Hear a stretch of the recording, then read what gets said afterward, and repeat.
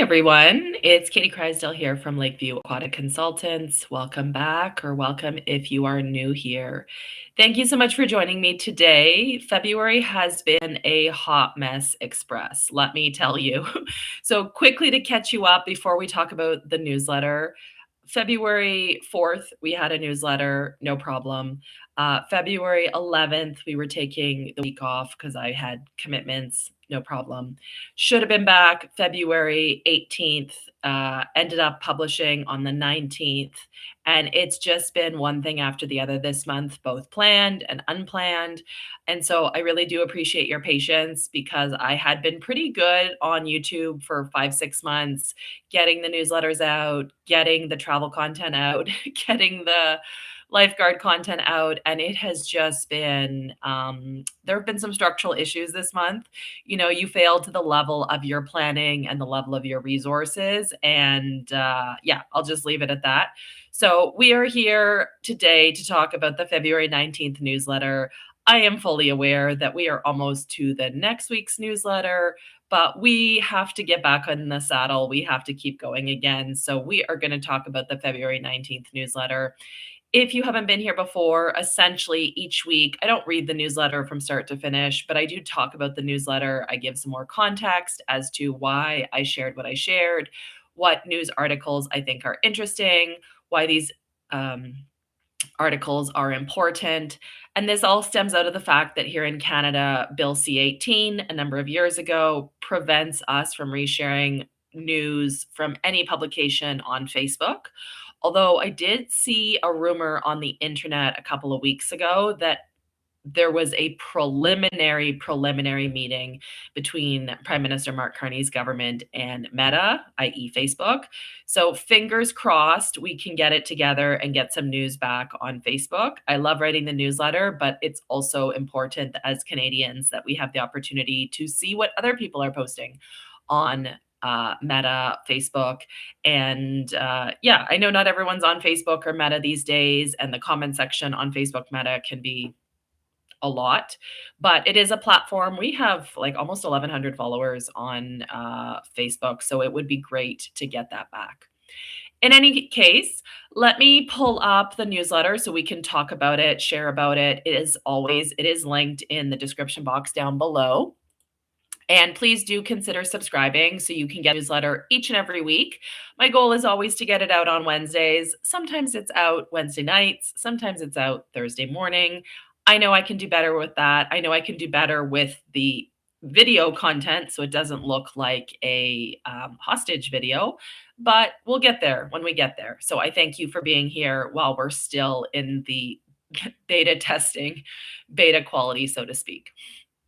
So February has been filled with a lot of travel. I went to Starguard Elite's camp on Explorer of the Seas out of Orlando. Chef's Kiss, such a great conference, such a fill my bucket kind of week.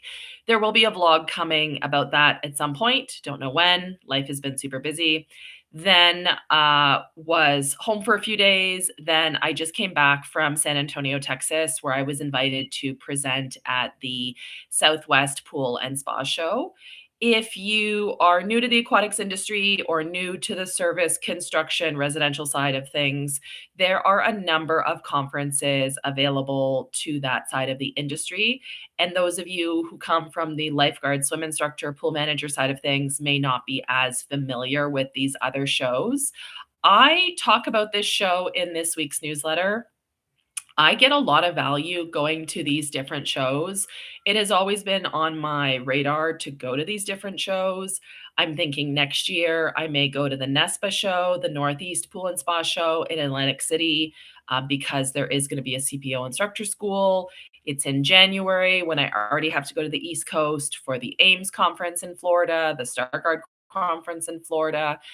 Where I'm going with all of this is I sometimes get these snooty looks. You're in commercial aquatics. Why would you go to a red? But there is so much to learn in terms of, just hold on. It says the internet is reconnecting. The internet is reconnecting. Good time to mention that I've ordered Starlink because my internet is always a problem recently. Yeah, I don't think we should look down on people working in the residential swimming pool industry. There's just as much to learn there. And as I shared, there is just a different level of business principle in residential. There is much higher demand in terms of it's a competitive market. People have specific needs, wants, requirements. Even though there's maybe not the same regulatory framework that we have for commercial, it is a great opportunity to see and try new products, to see new innovation, and I always learn something at a residential show. Like, I don't have any construction background, plumbing background, electrical background, landscaping background. I haven't humped a, vacuum cart in a truck to 30 houses in the hot summer's day on a route in Florida or Texas. They're just different jobs. One is not better than the other, one is not superior morally than the other. They're just different ways that we can learn. And so basically, I started out the newsletter talking about this Southwest Pool and Spa Show, which took place in San Antonio, Texas. It covers largely the Texas market as well as Oklahoma, Arkansas. I met some people from Alabama, basically all over. Takes place each February and it rotates between cities. So this year, 2026, it was in San Antonio, Texas. The rumor was that next year it would be in Houston, Texas. Sometimes it goes to Dallas. So I was invited as part of the inaugural Women's Forum, which is a pre conference session that was geared towards women. I was invited by a member of the organizing committee that I met at the World Water Park Association show in Orlando. Everything is in Orlando last fall. And we got to talking, and she was very much interested in having me speak at this session. And we worked out an opportunity for me to present on the commercial use of residential pools, which is a topic. If you've been here before or followed me on social media for any length of time, you know that I have strong opinions about the commercial use of residential pools. And so that is a session I will be recording in the next couple of days, and I will be posting on the YouTube channel to our playlist of presentations and keynote sessions. The women's forum was really, really great. There was about 60 women ranging from business owners of pool service companies, pool service technicians who operate routes, female representatives from larger companies. I won't name check them, but big brands that you know, as well as there was one designer I met, actually another Canadian. There was somebody representing, a social media development firm for pool the industry. Like, it was a really, really great session. And it's funny because the whole day, and I said this during the panel at the end of the day, the whole day I was thinking of an elderly female colleague in the industry who really, really, at every opportunity I've interacted with her, has said, if we wanted to be treated like normal in the pool industry, we have to stop asking for special things, pink things, women things. And the whole day, it's funny, I had this kind of guilt of like, "Oh, I'm participating in a women's forum. Why am I doing this? This is bad. Women should be equal and do the same." But the feedback from everybody I met was so kind, and they were so grateful to have an opportunity to collaborate and develop and learn and meet other women in the industry. And I'm very lucky that coming up in the lifeguard and swim instructor side of our industry, it is primarily female dominated, in at least in my experience in Canada. So 75, 80, 90% women and only a few men. So I was very comfortable from that perspective. And then I was very, very lucky with my education and my life experiences, going to summer camp and things like that, to be very confident in myself, despite being an introvert heading into the mechanical side of the industry. And certainly I've had bad experiences. Most women in the industry have had bad experiences in terms of being disrespected or not listened to or ignored, or even worse, sexually harassed. If you have been here before and listened to the harassment video I did a couple weeks ago. But all of this is a long way of saying that unfortunately, I think we do still have a place for these sessions in 2026. And I was very, very happy to be asked to participate, to be invited to San Antonio to give my session. The session went really well, in my opinion, got some really great feedback. And then you guys, when you watch it on YouTube, you can let me know your feedback. And we'll see. There's an open invitation to go back next year. We'll see what my calendar looks like. We'll see where the location is. But I think there is still a place for these trading opportunities that are focused on specific demographic or interests in our industry. And I really want to encourage you to consider joining, whether it's a Facebook group, whether it is receiving a publication like a magazine, trade journal by mail, whether it's joining a newsletter, whether it is doing some on the job mentoring or coaching with a local company that does this type of work.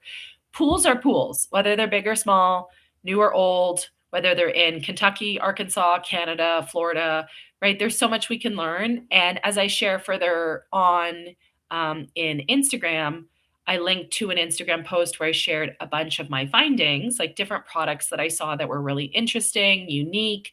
Some of them even had application to commercial. So, for example, Ledge Lounger, I need to find a photo to share. But Ledge Lounger, which is primarily a luxury residential furniture company, but their products are wonderful. They have a basketball net that I've shared before on Instagram that doesn't have a lot of pinch points. They have a new kids water slide that you fill with water, and it is a better, respectfully, duplicate of the Aquam yellow water slide that so many of us have at our commercial pools. This was a really cool product to see. And I don't make any money off of saying I love something or I like something. I don't take kickbacks or referrals, but I just like knowing what's out there. So if somebody said to me, "Hey, we want to replace our yellow slide. Do you know any alternatives?" Yeah, let's check out the Ledge Lounder kid slide because it is a really cool option to use in shallow water or in a beach scenario. In any case, that is me yapping. The other part of the newsletter that I covered on February 19th is my personal opinion that gyms, rec centers, businesses that want to make money have got to stop closing on statutory holidays. And this is where things have shifted a lot in my lifetime. I'm an older millennial. I'm going to be 40 this year. And certainly when I was growing up, nothing was open on Sundays. And things have shifted over the years. We've gone from stores being open 11 to 4, 10 to 5, 9 to 6. I think my local Costco is now going to be open till 7, right? Those are big things in Canada. And stat holidays, there's still a ton of businesses that are closed. And I respect that if you have religious reasons or staffing reasons. There is a reason to be closed. But on the flip side, when businesses are decrying that in this economy, it's difficult to get business or it's difficult to um, bring in customers, to stay afloat, to keep the doors open. And maybe I didn't articulate this in the newsletter as well as I could have. Consider being open on holidays and then closing on the next day. So we would do this all the time in Lac La Biche. The community wanted us open on Sundays and Mondays when it was a stat holiday, and we just didn't have the manpower. But we could be open on a stat Monday if we would then close on a Tuesday in lieu or in compensation, because employees do deserve time off with their families and friends, no different from anyone else. I'm not suggesting pools need to be open on Christmas Day or Boxing Day or New Year's Day. However, on some of the quote lesser holidays, maybe like a family day, a heritage day, a Simcoe day, whatever that looks like, I find it really interesting that a business will complain that they're struggling to make their ends meet, but then they will also be closed for a long weekend when a lot of people would take great value in having that service open. Now, I know some people will say, well, we go away as a family on Family Day weekend, or we go away for a week in Mexico, or what have you. It is at first glance, the numbers are not going to be high in my personal experience. They're not going to be people beating down the doors on the stat holidays or long weekends, but the people who want to be there, who need to be there, your raving fans, as they say in the industry, like that keep your business afloat, some of them will be there. So I would use myself as an example on a long weekend, on a holiday. I love a gym class. I love going to the gym. I might be there 2, 3 times or every single day. And I'm not saying I'm better than having a huge number of people there on a normal weekend, but it's not just a numbers game, right? It's not just that, in my personal opinion, as a business owner. Anyway, lots of opinions this week, as you can tell. I am still on the lookout. I am working on this YouTube compendium of different aquatic professionals, lifeguards, swim instructor, or otherwise, who are deaf or hard of hearing. If you know anybody who might be willing to speak to me on background for this video I'm doing, I would really appreciate a connection or an introduction. I know they're out there in the industry, and this is something I feel strongly that we need to showcase to counterbalance some people in our industry who feel strongly that you cannot work in aquatics if you're hard of hearing or anything like that. And I just don't think that's the truth. And I don't think that's legal in a lot of jurisdictions as well. But that's food for another day. I am actively working on that video. Last but not least, we always have our aquatic industry news and the bottom half of the newsletter. Obviously, this week it is a particularly lengthy list because we took a week off while I was on the Starguard cruise. So, the lead article was that there is now the posted enforcement order, i.e., the closure for the Canmore Inn and Suites, which is the hotel here in Alberta that had the mass casualty incident with chemicals a number of weeks ago at the end of January. We don't have any new information. People keep asking me if I have an update, if I have an opinion. I mean, I have my own personal opinion, but it's completely conjecture and I don't have anything to base it on. So until we have the full report from AHS or some sort of emergency services, I don't feel qualified to speak more publicly on this incident. And I also don't think it adds anything to jump on the bandwagon and create more noise and misinformation on the internet, so to speak. The enforcement order doesn't tell us much, but it is something to be aware of that it is now posted for those of you who are interested in like factual information. Moving right along, a guest has sued Royal Caribbean after they were injured allegedly on the Flow Rider surf simulator on a cruise ship. The reason I share this article is because a lot of aquatic professionals do not realize that the actual design of the Flow Rider unit has an abbreviated run out on cruise ships. Do with that what you will. I don't have a personal opinion that you should or should not use the Flow Rider. Engineering, physics, people have done testing, but I do know factually that the run out is shorter on these flow riders. And so it's super important if you do use a flow rider that you follow the guidance from the staff and the training videos and really ensure that you are protecting your head when you fall off. It's when, not if, because we all fall off the flow rider, because it is, you are in moving water and it is a relatively short run out to the bumper boards.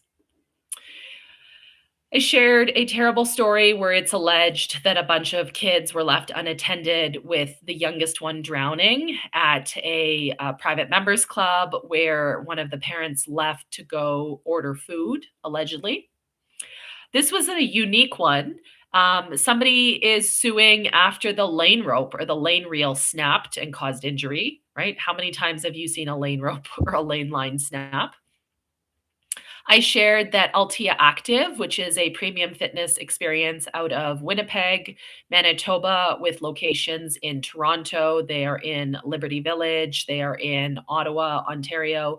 They are going to now be opening another location in Toronto's beaches. So in the East End, they are taking over a defunct Cineplex movie theater. I love Altea, the locations that I've seen. Like, it is just such a premium experience. I love the design. I love the programming. It's not for everyone. It is very much a premium fitness model that is not accessible to everyone. But I think it's important that we be aware in our industry what is at both ends of the spectrum. And I do apologize if the last couple minutes you were looking at a black screen, because sometimes I forget to toggle back to the correct screen share. Shared some other random articles that I'll just mention. So, an ongoing saga in Georgia regarding money set aside for a water park, but disagreement over the location. A new water park in Port Aransas that is trying to combat concerns about the drought by showcasing their wastewater and water recycling programs. I shared a very typical kind of letter to the editor community feedback where a bunch of seniors are quite upset that their free swim is going away. And these are the types of stories that would drive me crazy as a municipal pool manager, because respectfully to the groups who come and see you as a pool manager, they think it's very cut and dried and we should have our free swim time or our reduced admission or whatever, our seniors discount or our teen swim, toonie swim. And I don't disagree. But as I learned when I was in a municipality, there are very clear um, rules, like finance rules, government policies from a provincial, territorial, state level about what you can and cannot do as a public entity. And it can be a very slippery slope. If I'm giving this discount to this group, but not to this group, how is that equitable unless your local council has voted on a specific decision or direction or discount? And so often when I see these news articles, I know exactly where they're coming from because I anticipate that they are based on tightening up loopholes or arcane practices or vestigial things that have been happening for years that are not fair, not equitable, not honest. And then the community is losing their mind thinking that they're entitled to something that they've had for a long time instead of recognizing that groups need to be treated somewhat similarly. Then we're still talking about the Fontainebleau Hotel in Miami Beach. The community is also losing their mind about a couple of water slides that the property is looking to install. I could be missing something, but from the details that I read, it did not appear like we're talking about massive water slides. Like, I think the one I read was going to be 90 feet tall, which is not short, but is definitely not, we're talking about a 5 or 6 story water slide. And I'm sure in the color palette that they're selecting, they're not going to pick magenta and neon green. They're going to pick some neutrals like Baja Bay at Baja Mar in the Bahamas, like whites and creams and tans. I'm sure the designers know what they're doing. I find it so interesting and so NIMBY, like not in my backyard, that this very well established historic hotel in Miami, I would not have thought that they'd get such pushback on trying to install some water slides. But I got my popcorn out because it's kind of bizarrely interesting to watch. I am still obsessed with this SCUBA case. Some of you know I've been sharing updates on this story for a while, and the most recent update is alleging that the SCUBA instructor who allegedly allowed the young girl to die had been up for 29 straight hours, and the victim was not weighted properly. So these are pretty significant allegations. In SCUBA, your body weight is counterweighted with weights for buoyancy so that you are basically hovering. You're not up, you're not down, but you can control yourself with your breath, inhaling and exhaling underwater, so to speak. And I know for myself, when I took my SCUBA course, there were some difficulties weighting me correctly between one instructor in the pool and another instructor in the ocean. And it is very difficult to move yourself correctly if you're not weighted properly. And I was lucky in my ocean setting that I was one on one with a private instructor because that's what I booked for my personal needs.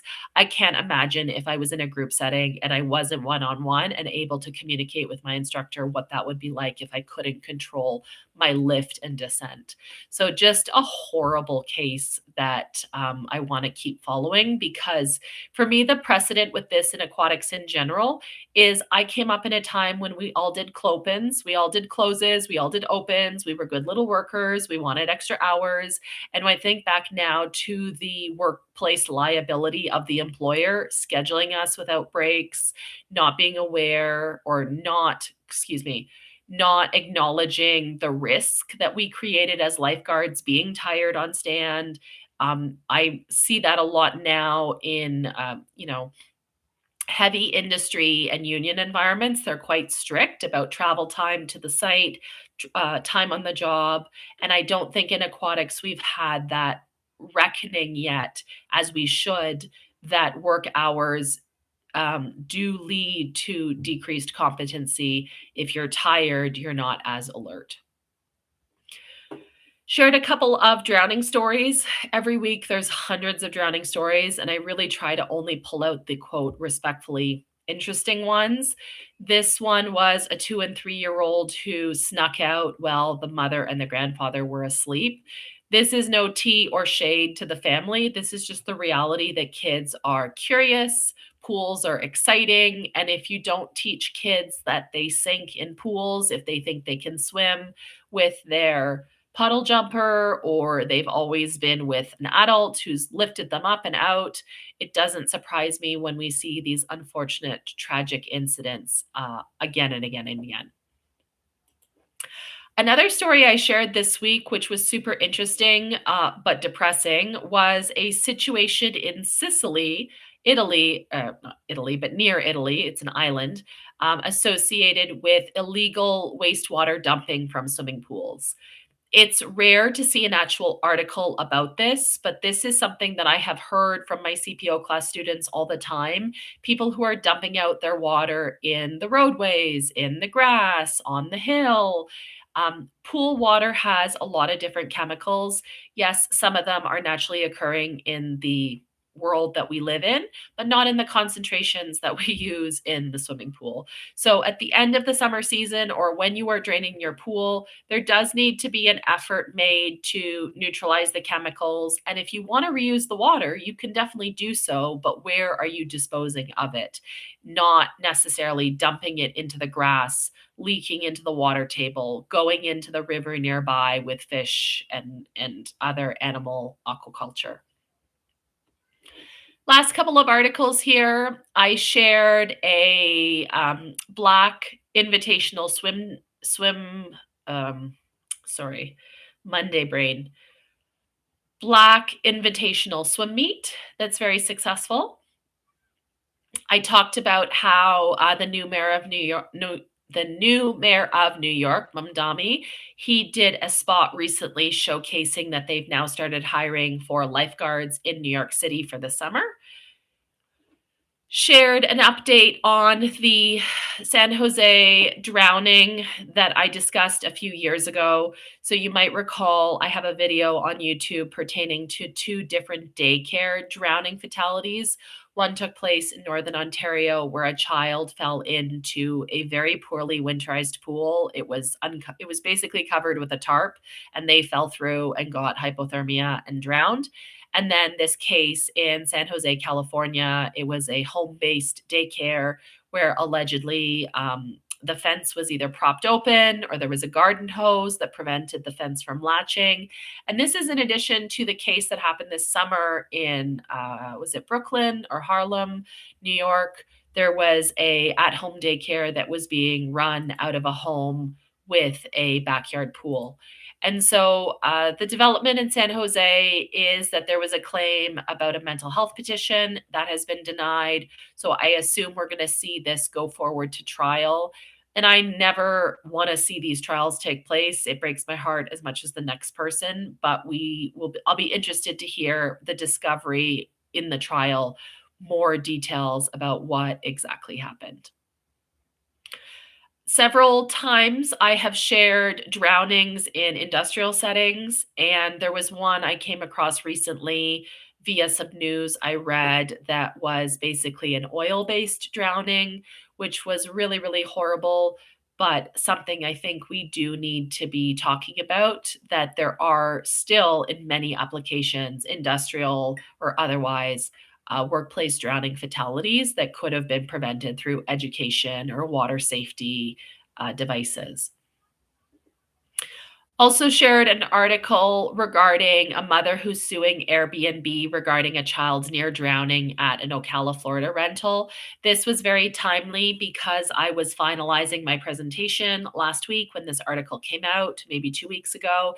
And I also had the opportunity to talk with a staff member from the Haggard law firm who pursues a lot of these cases. And so I thought it was really timely to see a case that I could actually cite in the general media, because a lot of these cases, I was told by the representative of the law firm, they cannot talk about publicly because there are NDAs, non-disclosure agreements associated with the settlements, obviously. So I was told there's a lot more cases than the public might be aware of. And that was basically my feeling personally, that I have heard of some of these cases, but they disappear because they get settled or they stop being talked about in the media. I shared an article pertaining to changes with trees and swimming pools in the city of Toronto. I don't have a personal opinion on that, but I wanted to put that out there that it is on the docket, so to speak. I shared that the Aqua Arena, which is the legacy infrastructure in St. John's, Newfoundland, which has been closed for almost 2 years for a massive renovation that was structurally required based on the age of the facility. That facility is almost 50 years old, I believe. They are finally reopening. This is one of those big projects that nobody wants to spend 10 or $15 million rehabbing an old aquatic facility, but the replacement costs are prohibitive, or the community just needs the pool, even if it's cold and older and poorly lit and falling apart. We can't just suddenly plop down 10 new pools in small communities in this current economy with the US dollar, supply chain, tariffs. You guys have heard me talk about this before. Another cool development is there is going to be a new accessible theme park, like a dry accessible theme park that is being built, modeled after Morgan's Wonderland in Texas. This is a different family who was inspired by visiting Morgan's Wonderland in Texas, which, if you're not familiar, is an entirely accessible amusement park in terms of being able to put wheelchairs on roller coasters and swings and slides. It is a really phenomenal property with a fully accessible hotel and I believe a spray park or a splash pad, like a real passion project for that family. So it is amazing to see a similar project that is under development further north with a different family and different kind of focus. And then the last article I shared from last week's newsletter was pertaining to surf pools, wave pools, outdoor wave pools. And this was exactly what I was talking about a few weeks ago at the Starguard camp, where it'll be interesting to see how this industry shifts in terms of making these facilities accessible to different user groups, not just advanced pro experienced surfers. If you are living in the community and you're learning to surf or you want to learn to surf, if you have little kids, daytime programming, there's so much probably that needs to be done on a program side of things that might be new to the surf industry. I am not very connected to the surf industry, but it is definitely a segment of aquatics that I'm watching with curiosity. And the one thing that has always struck me, some of you know my chat about representation. Maybe 6 months ago, there's very poor female representation in the surf industry, at least publicly. Not saying women don't surf, they don't manage surf parks, but publicly at surf related events and showcases. But then also, what is that going to look like in terms of bringing in younger families, younger kids? People don't just suddenly decide to surf, as their full time hobby without having early experiences and exposure.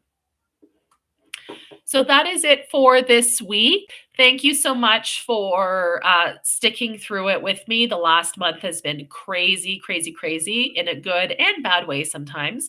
But we are back, and I'm trying to work through the backlog of content, videos. I have shot so much content at conferences, on cruises, travel, parks, lifeguard, education, discussion.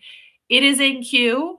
Working on some structural changes to get better organized and just kind of keeping going as priorities shift day to day, as you all know, working in aquatics. So I thank you so much for being here, for subscribing to the newsletter, for listening to this audio. Always, always grateful that you're here. Thank you so much, and I will catch you in next week's video. Bye for now.